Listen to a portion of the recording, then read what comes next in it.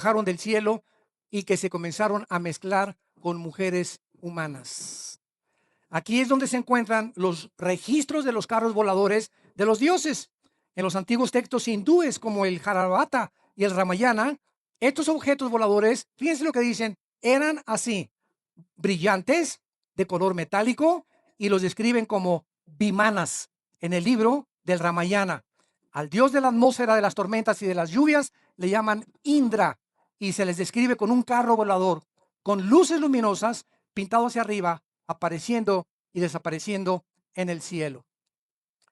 Esta mezcla o estos testimonios de no solamente en la Biblia, de estos registros antiquísimos como los sumerios, los Vedas, el Ramayana, Sutta, el Tripitaka de Buda, etcétera, etcétera, de los hindúes, nos da testimonio de que es algo ya no de carácter especulativo, sino que tenemos que juntar todo esto y darnos cuenta que hay un misterio en medio de todo esto que Dios nos quiere revelar por lo siguiente. Porque la Biblia nos revela, vayamos al Génesis capítulo 6, que antes de los tiempos de Noé, estos ángeles que en el Antiguo Testamento se les llama hijos de Dios. La frase Ben Elohim en hebreo, traducida hijos de Dios, nunca en el Antiguo Testamento se le asigna a seres humanos. Los hijos de Dios en la Biblia comienzan en el Nuevo Testamento, mas a todos los que le recibieron, Juan 1, 12 y 13, a los que creen en su nombre, Dios les da el derecho de ser llamados hijos de Dios. Adán, en la genealogía, se le llama hijo de Dios porque fue una creación directa de Dios. A los ángeles, buenos y malos, en el Antiguo Testamento, se les llama hijos de Dios porque fueron una creación directa de Dios. Nosotros ya no fuimos creados más que en el momento en que nosotros nacimos de papá y mamá, somos una raza humana. No somos hijos de Dios. Eres hijo de Dios cuando te conviertes a Jesucristo. Somos hermanos unos a otros los que tenemos morando el Espíritu Santo. Entonces, llamarle hermano a un hindú, llamarle hermana a una persona de otra religión simplemente porque compartimos algunos puntos de paz y que anhelamos el mundo, etcétera, etcétera, no nos hace hermanos. Esto es muy importante. A los que le reciben a Cristo como su Señor y Salvador, se convierten, nos convertimos en hijos y en hijas de Dios. Entonces, ¿qué podemos concluir? Todos somos criaturas de Dios, pero no todos somos hijos de Dios. Entonces, no llamemos a todos hijos de Dios, ni tampoco hermanos y hermanas, más que aquellos que han recibido a Jesucristo y que la comunión que tenemos es con el Padre y con su Hijo. En Génesis 6 aparece un misterio tremendo donde dice que comenzaron los hombres. La palabra Adán se tradujo hombres. Se comenzaron a multiplicar sobre la faz de la tierra y le nacieron hijas, bat en el hebreo. Y vemos aquí entonces hombres, varones, y vemos aquí también mujeres, hijas, hombres, que viendo los hijos de Dios, aquí entra en la ecuación otra frase, que ya no son hombres ni son mujeres, que viendo los hijos de Dios, que las hijas de los hombres, no sus hermanas ni sus compañeras, eran hermosas, toman mujeres y escogen entre todas. Versículo 4, y había gigantes en la tierra antes, también después que se llegaron los hijos de Dios a las hijas de los hombres y les engendraron hijos. Esta palabra gigantes, Nepilim, con N de nana, en el hebreo, significa seres caídos. Vas a aprender mucho, te lo garantizo. Seres caídos. Vamos a ver, en los tiempos de Noé, los hijos de Dios que aparecen en el libro de Job, que aparecen, como lo vamos a ver, en otros lados del Antiguo Testamento, que son los ángeles caídos, hubo una mezcla entre los ángeles caídos y las mujeres. Y ha habido algunas argumentaciones y objeciones teológicas, y es bueno, porque ante cada verdad que surge, pues hay que buscar más apoyo teológico para poder realmente defender la Biblia. Y una de las objeciones es que, bueno, Jesucristo dijo en Mateo 22 que los ángeles no se casan ni se dan en casamiento. Conclusión, entonces los ángeles no pueden tener relaciones sexuales con los seres humanos, porque Cristo que no que se casaban. Y si volvemos otra vez a examinar con microscopio las palabras de Cristo, Él está hablando de los ángeles que están, ¿dónde? En el cielo. Y antes de que el hombre fuera criado, los ángeles ya existían caídos. Entonces hay ángeles que están en el cielo y hay ángeles que están en la atmósfera y en el planeta Tierra, y aquí están controlando los continentes, como lo vamos a ver en esta serie, los continentes, los 5 continentes del planeta Tierra, que son diferentes. Y si Satanás y los demonios tienen la capacidad de alterar los pensamientos humanos, de entrar a los músculos del ser humano y darles fuerza, como el endemoniado gadareno, de entrar a los nervios ópticos del ser humano, ahí se pueden meter los demonios y alterar nuestra percepción ocular. Pueden entrar a los tímpanos de nuestros oídos, pueden entrar a nuestro sistema nervioso, a nuestros músculos, pueden nadar, podríamos llamarle así, en la sangre humana, los demonios, alterar el plasma, el protoplasma, los leucocitos blancos, los glóbulos rojos, etcétera, etcétera. Si estos seres invisibles tienen estas capacidades, sería interesante hacernos esta pregunta: ¿por qué no podrían tener también facultad o capacidades de alterar la vida sexual de los seres humanos? Y hemos visto, ¿verdad?, a través de la historia, niños con 2 cabezas, que no sé, que la rata, no sé cómo le llaman allá en alguna parte de México, el chupacabras, y que monstruos que salieron por aquí, por allá, y cosas así fenomenales que han surgido. Y aquí encontramos que en esta mezcla nacen hombres, los Nepilim, de 4 o 5 metros de altura, con 12 dedos en las manos y 12 dedos en los pies. En otras palabras, la Biblia nos enseña que durante 1000 años, desde antes de Noé y después de Noé, esta tierra fue habitada por gigantes. Y todo el Antiguo Testamento, lo vamos a ver, todo el Antiguo Testamento nos menciona a estos gigantes, que eran precisamente los enemigos número 1 del pueblo escogido por Dios, de la nación de Israel. Esto no es coincidencia. Cuando los judíos iban a entrar ya a la tierra de Canaán, Números, libro de los Números, versículo capítulo 13, los espías vieron a gigantes que ellos parecían langostas comparados con los 5 o 6 metros de estatura que tenían. Y regresaron con Moisés. No, no, no, no, no. Imposible conquistar Canaán. Son hombres inmensos y no vamos a poder pelear contra ellos. Solamente 2 guerreros de Dios, Josué y Caleb, tuvieron el valor de decir, y que si quieren con que podamos, pues no es con espada ni con ejército, vamos a acabar con ellos. Y todos los demás se quedaron muertos, enterrados en el desierto por no haber creído las promesas de Dios. Veamos un ejemplo de estos gigantes en 2 de Samuel, capítulo 21, porque ¿quién creen ustedes que acabó con estos gigantes? El rey David. El rey David. Y desde el rey David a nuestros días, hay hombres que nacen, sobre todo jugadores de básquetbol, que están en los 2:10, 2:20, 2:30. El récord Guinness registra un hombre como de 2:40, creo que es el que más ha roto récords, que es otro fenómeno, el gigantismo le llaman ellos, que es una anomalía hormonal en el ser humano. Pero estos no tienen nada que ver con los Nepilim, ni tampoco tienen que ver nada con nuestro pastor César, ¿verdad?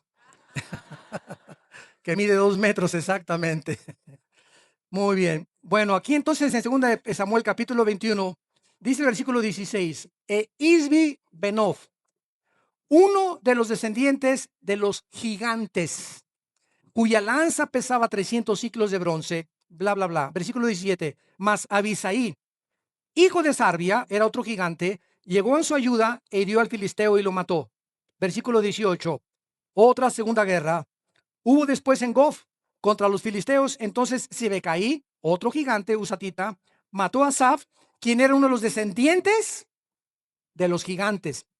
Versículo 20. Después hubo otra guerra en Gad, donde había un hombre de gran estatura, el cual tenía 12 dedos en las manos, otros 12 dedos en los pies, 24 por todos, y también era descendiente de los gigantes. Este desafió a Israel y lo mató Jonatán, hijo de Simea, hermano de David. Estos cuatro eran descendientes de los gigantes en Gad. O sea, ¿saben quiénes eran los últimos gigantes que mató David? Los hermanitos de Goliat. Y esto es muy interesante y me río porque son detalles que la Biblia nos menciona. Cuando David se enfrenta a Goliat, bueno, era un monstruo de 5 o 6 metros de estatura y todo el ejército de Saúl estaba temeroso, y durante 40 días Goliat desafió al ejército de Saúl. A ver, ¿quién entre ustedes consígame al más giro gallo que tengan por ahí? Tráiganme al más papucho de papuchos y aquí nos vamos a enfrentar, y si me ganan nos entregamos a ustedes, y si les ganamos ustedes serán otros esclavos. Y nadie respondió. Y cuando David oye eso, David comenzó a desarrollar una aptitud cuando era pastor de ovejas, y jamás vio al enemigo como un gigante, ni al oso, ni al león. Siempre David fue un hombre que mantuvo su corazón y sus ojos puestos en Jehová, en el Dios creador de los cielos y la tierra. Y cuando David vio ese gigante, él vio lo que ninguno vio. Todos vieron un problema, una crisis inmensa. ¿Qué voy a hacer con este problema? De aquí no voy a salir, nadie me va a ayudar. Y así se convierten los problemas muchas veces en gigantes. Y mientras concentremos nosotros nuestros ojos en los problemas, no importa qué problema traigas ahorita, ni de qué tamaño sea, vas a vivir estresado, desorientado y preocupado, y no vas a poder resolverlo. Nunca pongas tus ojos en la tormenta, ponlos en Dios. En el momento que quitamos los ojos de los problemas, ni del tamaño que sean, el más grande de todos es Dios. Él es más grande que cualquier problema que podamos atravesar y que cualquier crisis que podamos atravesar. Por eso se le llama el Elión, el Altísimo. O sea, arriba de él no hay nadie. Todo está debajo de Dios y bajo el control de el Altísimo, creador de los cielos y de la tierra. Muy bien. David se enfrenta a Goliat. Dice: este filisteo incircunciso, ni siquiera vio su estatura ni nada, ¿no? Qué confianza, ¿no? Y qué seguridad tenía David. Y lo interesante está aquí, cuando él comienza a buscar piedras, porque el único, no había rifles de municiones, ni pistolas, traía una onda David con la que mataba a los osos y a los leones en el desierto. Recoge 5 piedras lisas. Y la pregunta es, ¿por qué 5 piedras? Digo, si me salen los otros 4 hermanos de Goliat. Él no sabía que Goliat tenía hermanos, ni mucho menos, ¿no? Y además es interesante que el número 5 está asociado en la Biblia con la gracia. ¿Sabían eso? El 5 en la Biblia está asociado con la gracia de Dios. Entonces, David agarra las 5 piedras, y ahora sí, que esas 4 piedras las utiliza después, ¿verdad? Pero con la espada. Pero es interesante que Dios le había dicho: recoge exactamente 5 piedras, o fue guiado por el Espíritu Santo, porque sabía, ¿verdad?, que si venían a ayudarle los otros 4, a los 4 se los iba a echar. A los 4 David los iba a matar. Muy bien, veamos ahora en Deuteronomio, capítulo 2. Deuteronomio, capítulo 2, versículo 10 y 11. Otro registro de estos monstruos que poblaron la tierra casi un milenio, 1000 años antes de Cristo. Dice Deuteronomio 2, versículos del 10 al 11. Los emitas. La palabra emita, apúntalo, significa terribles en el hebreo. Los terribles, los emitas, habitaron en ella, pueblo grande y numeroso, alto como los hijos de Anac. La tierra de Canaán fue poblada por varias tribus: los semitas, los amasitas, los alequitas y los refaitas y los onsomeos. Y todas estas tribus eran de gigantes. Dice a continuación, versículo 11: por gigantes eran ellos tenidos también como los hijos de Anac y los moabitas los llamaban emitas. Versículo 20. Por tierra de gigantes fue también ella tenida, habitaron en ella gigantes en otro tiempo, a los cuales los amonitas llamaban somsomeos. La palabra somsomeo significa el que tiene el poder de destruir. Pueblo grande, versículo 21, y numeroso, y alto como los hijos de Anac. Deuteronomio capítulo 3. Pasamos a ver el siguiente capítulo, versículo 11. Porque únicamente Og, rey de Basán, había quedado del resto de los gigantes su cama de hierro. No está en Rabá de los hijos de Amón. La longitud de ella es de 9 codos. 9 codos son 5 metros. Aquí tenemos un angelito, un chulis, un rey poderoso de 5 metros de estatura, que le tuvieron que hacer una cama especial. Y su anchura de 4 codos, o sea, 3.20 centímetros. 3 metros, 20 centímetros. Según el codo de un hombre, que son aproximadamente 63.5 centímetros. O sea, es la distancia a un codo. Así se medía antiguamente de aquí a la punta del dedo. Cuando hicimos 5 codos, 6 codos, era la medida del codo hacia el dedo más largo que tenemos en las manos. Entonces, vemos nosotros todos estos registros que vamos a ver más adelante y con más lentitud. Pero vamos a pasar ahora a examinar algunos monumentos megalíticos. Palabra megalítico significa piedra gigante. Apúntalo, megalítico significa piedra gigante. Vamos a ver cuántos megalíticos describe la Biblia y se encuentran actualmente ante nuestros ojos. La pirámide de Egipto. Egipto pertenece a una de las civilizaciones y culturas más antiguas de la humanidad después de los sumerios. Y dos de los misterios más grandes de la arqueología moderna y de todos los tiempos son las pirámides, la Esfinge de Giza y la pirámide de Giza. La gran pirámide de Giza en Egipto se considera una de las 7 maravillas del mundo y es el monumento de los más grandes, más antiguos, más perfectos, arquitectónicos, de manera matemática, astronómica y de la ingeniería que se tenga lugar en la historia humana. Tiene esta pirámide un volumen 30 veces más grande que el edificio Empire State de Nueva York. Y esta pirámide pesa más de 6 millones de toneladas. Vamos por orden. Su base cubre 13.6 acres más o menos. Su longitud es de 230.4 metros y tiene una altura de 147 metros.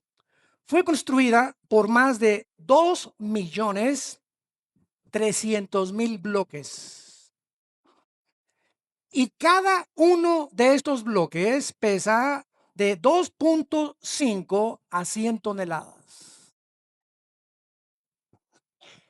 Suponiendo, pues jalaronlas con rodillos, los árboles, las piedras, etcétera, etcétera. Dime lo que tú quieras. Han hecho todos los experimentos sabidos y por haber para poder tratar de concebir cómo pudieron poner bloques de 100, 150 toneladas, una sobre la otra, sin grúas.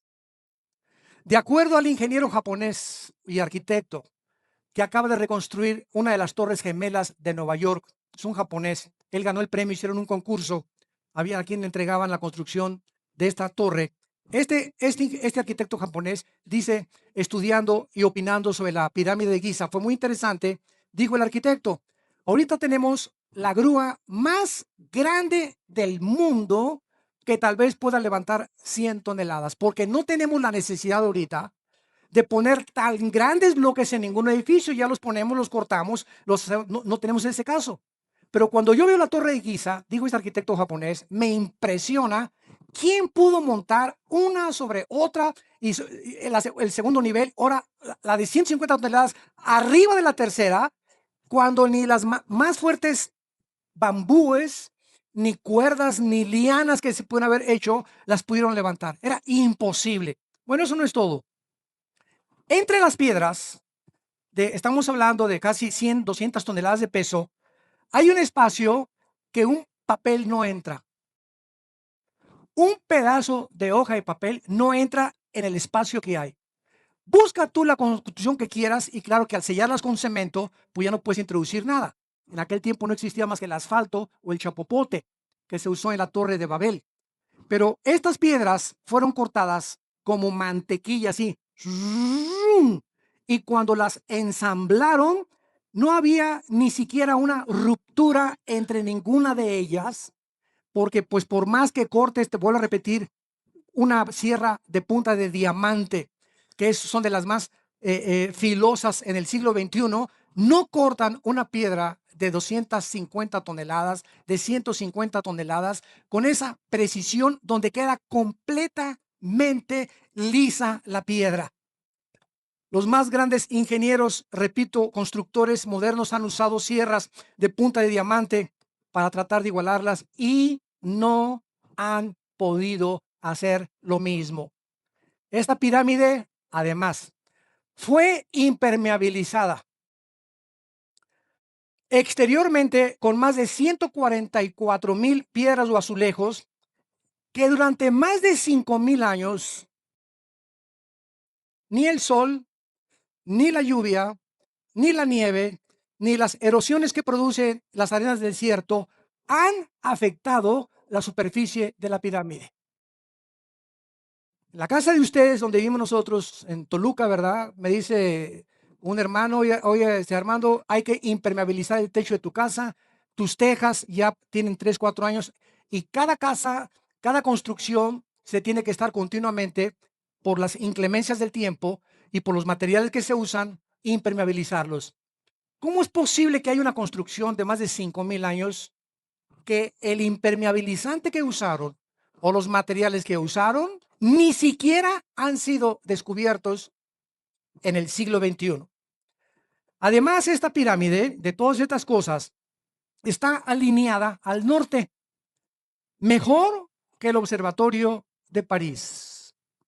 La alineación astronómica que tiene la Torre de Giza y que tiene la pirámide de Chichén Itzá y de Quetzalcóatl en Yucatán, y las que tienen en Machu Picchu, y las que tienen en Egipto, y las que tienen, vamos a ver que hasta en Israel hay un monumento megalítico que es increíblemente misterioso y que muy poca gente conoce porque solo desde un avión lo puedes ver. Y está en el norte de las colinas del Golán, lo vamos a ver más adelante. Los 4 ángulos de la piedra de la pirámide de Egipto están alineados a los 4 ángulos de la Tierra con solo una 12ava de grados de variación. No debido a un error, sino al movimiento natural de la rotación de la Tierra. Estas medidas, santos de Dios, pesos y alineaciones y orientación y cálculo exceden y no tienen igual en ninguna construcción humana 5,000 años después. En nuestra época, como les dije, hay solamente 2 grúas en el mundo que pueden cargar pesos de esa magnitud. En otras palabras, pudieran cargar un peso máximo de 150 toneladas. ¿Quién pudo haber diseñado esto? ¿Quién pudo haber hecho estos cálculos? ¿Quién pudo haber hecho estas mediciones? ¿Quién pudo haber hecho estos cortes? ¿Quién tenía el conocimiento matemático, físico, astronómico de esta increíble construcción de hace más de 5,000 años? Esta pirámide es una maravilla de la ciencia y de la cual se ha tratado de investigar por miles de años, que fueron construidas y no saben todavía quién las hicieron ni el tiempo exacto en que las hicieron. Los expertos que no entienden de esta manera estas pirámides no pueden creer que la tecnología del siglo XXI las pueda imitar. Existe, escuchen esto, solamente un 200avo de pulgada de espacio entre las piedras. Un 200avo de pulgada de espacio entre las piedras de 100 toneladas. ¿Cómo pudieron hace miles de años construir los antiguos estos monumentos megalíticos tan impresionantes? Actualmente los ingenieros modernos han descubierto otro detalle. Todos los edificios, como un ejemplo, el Palacio Nuestro de las Bellas Artes, ¿saben ustedes que se está hundiendo? ¿Saben ustedes que la Catedral de la Villa se está hundiendo también? Todos los edificios, de acuerdo a los ingenieros, se hunden con un promedio de 6 pulgadas cada 100 años. Por más perfecto que el edificio pueda ser. por más buena cimentación y fundamento que un edificio pueda tener, como la Torre de Pisa y la ciudad de Venecia en Italia, que también, ¿verdad?, continúa hundiéndose poco a poco. Sin embargo, wow, en los últimos 5,000 años aproximadamente, la Gran Pirámide, que pesa 6 millones de toneladas, no ha perdido ni siquiera media pulgada de hundimiento.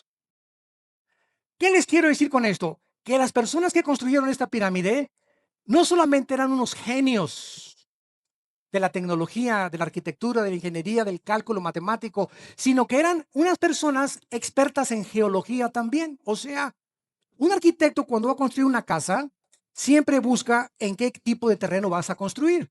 Porque si vas a construir, ¿verdad? Como muchos edificios aquí en Santa Fe, en México, construyeron junto a la montaña, se le están cayendo, vienen deslaves y te caen. Otros construyen sobre arenas movedizas o no hay una cimentación o una profundidad suficiente de rocas o de piedras para que ese edificio dure mucho tiempo. Se tienen que hacer cálculos. ¿Quién calculó que debajo de esas pirámides hubiera una cimentación imposible de que ese monumento de millones de toneladas se pudiera hundir? ¿Con qué hicieron esos cálculos? Por el amor de Dios. Jesús, María y José y el burrito que los acompaña.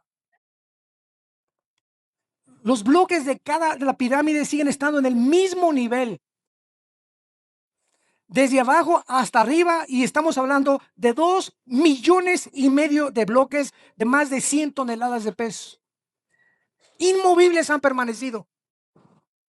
Evidentemente, los que los construyeron o los que la construyeron tienen el conocimiento de la estabilidad del terreno alrededor y la necesaria información para preparar su fundamento, que sobrepasa el conocimiento de la ingeniería moderna. Y pues, además de esto, veamos rápidamente otras, y aquí va a estar lo increíblemente misterioso, porque al mismo tiempo que encontramos en Egipto esto, lo encontramos, vamos a ver, las ruinas de Puma Punca en Bolivia, lo vamos a ver rápidamente, la fortaleza de Sacsayhuamán en Cusco, Perú, las ruinas de Machu Picchu en Perú, las construcciones en las Islas Vírgenes al norte de Australia, y en el mundo entero, sigan esto con mucho cuidado, en el mundo entero aparecen las mismas piedras. El mismo tipo de construcción, orientados de la misma manera hacia el cielo, con la exactitud y el peso de más de 100 toneladas estas construcciones, sin que hace 2,000 años existieran los WhatsApps, los teléfonos, el iPhone, para decirle, oye, por favor, ahí en Perú, construyete otra igualita a esta. O sea, hace 5,000 años, ¿cómo se pudieron poner de acuerdo los constructores de todos estos monumentos megalíticos para que siguieran todos casi el mismo patrón? Esto es asombroso. Todos estos misterios, la Biblia nos da la respuesta. Por eso es tan fascinante esta serie que vamos a estudiar. Las ruinas de Puma Punca en Bolivia. Estas ruinas contienen bloques megalíticos de granito de los más grandes que hay en el planeta Tierra, en Bolivia. Alcanzan una longitud de 100 metros y pesan aproximadamente 100 toneladas. Sin embargo, hay una cosa mucho más misteriosa en estos bloques de piedra. Están cortados, al igual que los bloques de la pirámide de Egipto en Giza, milimétricamente, con una superficie de la misma manera pulida e impermeabilizada que la pirámide de Giza, y unidos con abrazaderas de metal con perforaciones que en aquel tiempo, Señor Jesús, ten misericordia, no había taladros. Tú sabes lo que se necesita a una piedra de granito para perforarla y hacerle un hoyo, no que se rompa toda, sino que sea milimétricamente derechito e incrustar ahí como grapas, etcétera, etcétera, para perforar 50 centímetros, 1 metro de esa piedra sin ningún taladro. Si tú agarras un cincel lo más delgadito que puedas y le comienza, ¿verdad? Comienza a sacar y a brincar, pero estos están milimétricamente calculados como si hubieran metido un taladro de punta de diamante, porque ni siquiera de punta de diamante pueden hacer tales huecos en el siglo XXI. ¿Quiénes pudieron alcanzar tan grande tecnología sin las herramientas que se requieren en el siglo XXI para poder lograr? Además de lo sobrenatural de estas construcciones, estos gigantescos bloques de piedra de granito de cientos de toneladas tuvieron que haber sido traídos de 80 kilómetros de distancia. De 80 kilómetros de distancia, y agregamos que se encuentran a 4,000 metros de altura. Imagínate en la barranca, oye, manito, jale la piedra, ¿no? 150, 200, a ver, vamos a subirla hasta 4,000 metros. ¿A quién se le ocurre hacer una construcción con estas dimensiones, con estos megalitos, a 4,000 metros de altura? Oye, vamos a hacerla allá abajo, que nomás un desquiciado. ¿Y cómo subieron tan monumentales megalíticos a 4,000 metros de altura ahí en Pumapunca, en Bolivia? Ahí está, a estas alturas no hay ni siquiera árboles que hubieran servido para poder arrancarlos. Además, le podemos agregar que fueron traídos a 80 kilómetros y agregamos que se encuentran a 4,000 metros de altura en medio de barrancas y de ríos. A ver, decimos en México, échate ese trompo a la uña.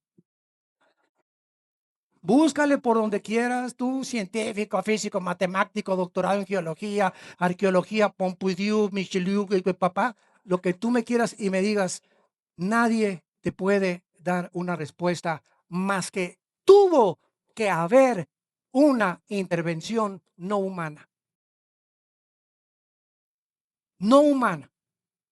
Tuvo que haber ahí la mano negra, como decimos, una mano negra ahí que hace miles de años visitó este planeta y quisieron dejar su huella en todos los 5 continentes para darnos cuenta, ¿verdad? Dios también a través de todo esto, que estos mismos ángeles caídos que han proporcionado este conocimiento a los gigantes y que han sido y han estado involucrados con los seres humanos sin que nosotros hasta miles de años después de comenzar a ojear la Biblia y estudiar la Biblia, comenzamos a descubrir estos misterios.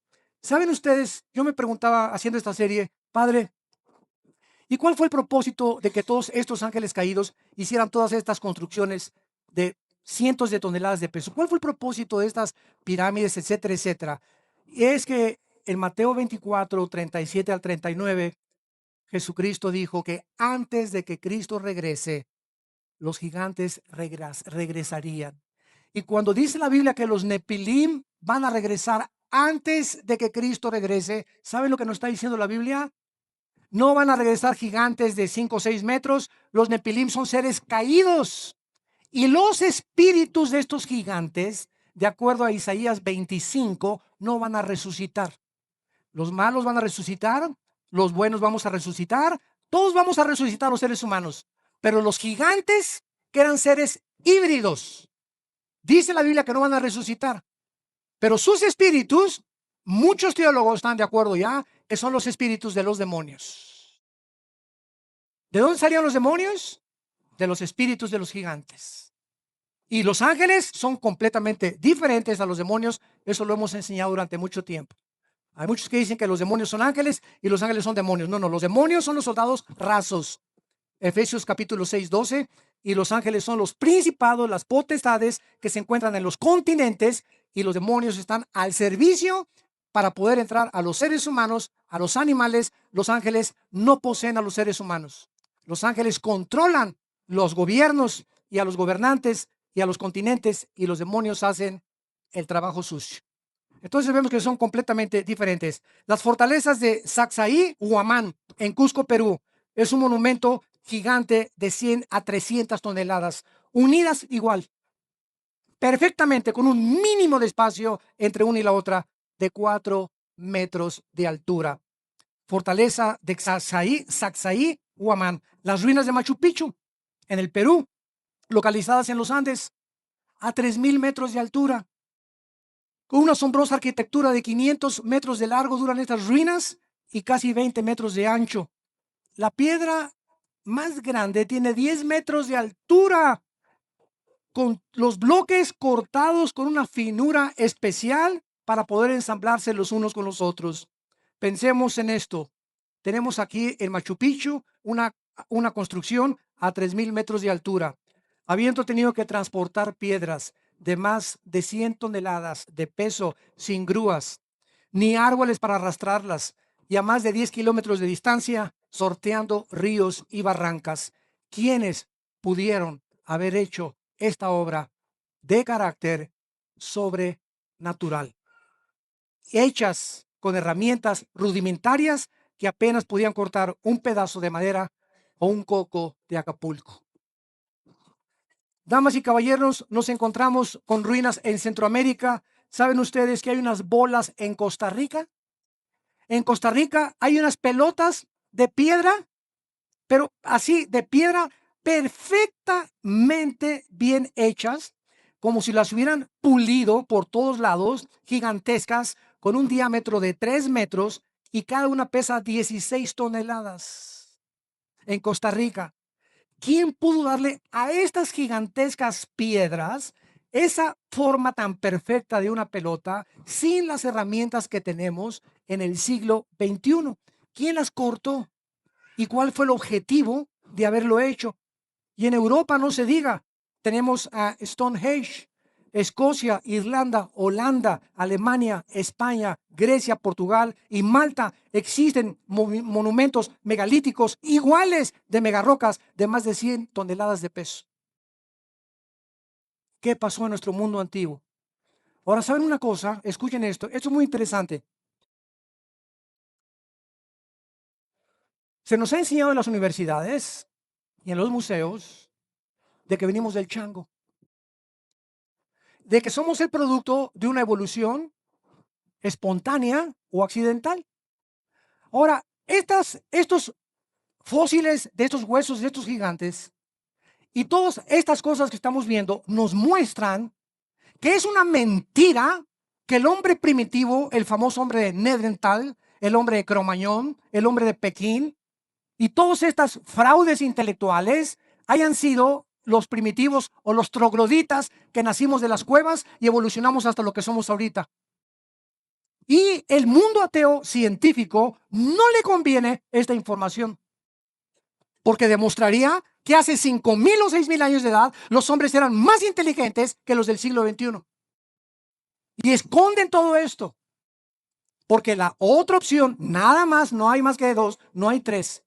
O venimos de los animales y no hay ninguna respuesta para el propósito y significado de la vida, o somos el resultado de una creación de un Dios que envió a su hijo a morir en una cruz y que quiere tener una comunión con nosotros. Pero la soberbia del ser humano del siglo XX, que alcanzamos la tecnología y los avances científicos, escondieron todo esto en los museos y a cualquier museo que tú vayas de historia natural. ¿Cómo aparece el hombre? Te ponen ahí un esperma, te ponen ahí un protozoario y de ahí una amiba y se ponen esto y un pez y esto, y del dinosaurio se cambió un camello, de un camello se cambió un rinoceronte se cambió un león, a un tigre, de los equinos se volvieron. Y es una mentira y es anticientífico siquiera. Porque no ha habido una demostración de un cambio de mutación de una especie a otra especie. La teoría de la evolución es anticientífica. En la escuela te enseñan mentiras. Son una mentira. ¿Por qué? Porque no tiene bases. No tiene algo que la sostenga más que teorías, especulaciones, filosofías de hombres como tú y como yo, que tienen miedo de la revelación de la Biblia y del conocimiento que Dios nos quiere impartir, para que no andemos en tinieblas y sepamos que tenemos un propósito, un significado. Somos agentes morales con un propósito para vivir y que vamos a ser responsables de cada una de las acciones que nosotros tomemos en esta vida. ¿Cuántos de ustedes verdaderamente aman la Biblia, la estudian con todo el corazón, sistemáticamente se disipulan, toman 2 estudios entre semana, están inscritos en el ITI, en el Instituto Teológico que tenemos, buscan a Dios, quiero respuestas, las hay, pero no las hay para los flojos, los indolentes, los que quieren ya todo? ¿Y por qué esto y por qué aquello? Dios no es un Dios que va a satisfacer tu intelecto solamente como un capricho. Dios es un Dios que te busca, que tengas comunión con Él. Y como resultado y consecuencia de esta comunión con su Hijo Jesucristo, tú conocerás la verdad y la verdad te hará libre. Padre, te damos gracias por tu palabra en esta tarde. Te damos gracias por la revelación que nos has dado en las Escrituras. para que conozcamos que la vida eterna es conocerte, a ti y a tu Hijo Jesucristo, porque nadie puede conocer al Padre sino el Hijo y a quien el Hijo se lo quiera revelar. Y es el Hijo el que ha dado testimonio, y este testimonio es que la vida eterna está en el Hijo, y el que tiene la vida tiene al Hijo, y al que tiene a Cristo tiene la vida eterna. Gracias, Señor, porque no estamos solos. No anhelas que permanezcamos en ignorancia mientras más nos acercamos a la segunda venida de tu Hijo y al arrebatamiento de tu iglesia. Más luz nos vas a dar, luz que hace 50, 100 años no tenían la misma iglesia, porque hay cosas escondidas que gradualmente el Espíritu Santo va revelándonos a través de la iluminación del Espíritu de Dios, para que entendamos las cosas profundas de Dios y de su creación. Gracias por haber muerto Jesús en nuestro lugar en esa cruz. Y si en esta tarde ustedes que nos escuchan a través de las redes sociales abren su corazón a Jesucristo y lo invitas como tu Salvador, Él entrará a tu vida, te llenará de esa paz y ese gozo que tú anhelas, y conocerás la verdad, y la verdad te hará libre. ¿Qué tengo que hacer?, me preguntarás, para invitar a Cristo a mi vida. Dile estas palabras con todo tu corazón. Te pido perdón por mis pecados, Señor. Me arrepiento de todo mi pasado. Creo que en la cruz pagaste por ellos con tu sangre, que resucitaste a los 3 días de entre los muertos, y te invito como mi Señor y mi Salvador. En el nombre de Jesús. Amén. Gracias a Dios por este maravilloso libro, el libro de los libros, las Sagradas Escrituras. Nos ponemos de pie para recibir la bendición pastoral. Los que quieran extender su mano hacia acá en señal de que recibes esta bendición, lo puedes hacer. Dios bendiga tu vida y Dios bendiga tu matrimonio. Dios bendiga tu casa, tus hijos. Dios bendiga el fruto que llevas ahora en tu vientre, para que cuando este niño o niña crezcan bajo el temor de Jehová, con padres cristianos que la herencia se las dejarán, que vale más que el oro y que la plata. Dios bendiga a tus padres, porque honra a tu padre y a tu madre, porque el que honra a sus padres es bendecido, y el que de lo contrario los desprecia es maldecido. Dios bendiga tu entrada y tu salida y tu trabajo. Dios bendiga a los animales domésticos de tu casa. Dios bendiga tu servidumbre. Dios te llene de todo su conocimiento y de toda su gracia y su voluntad, para que andes siempre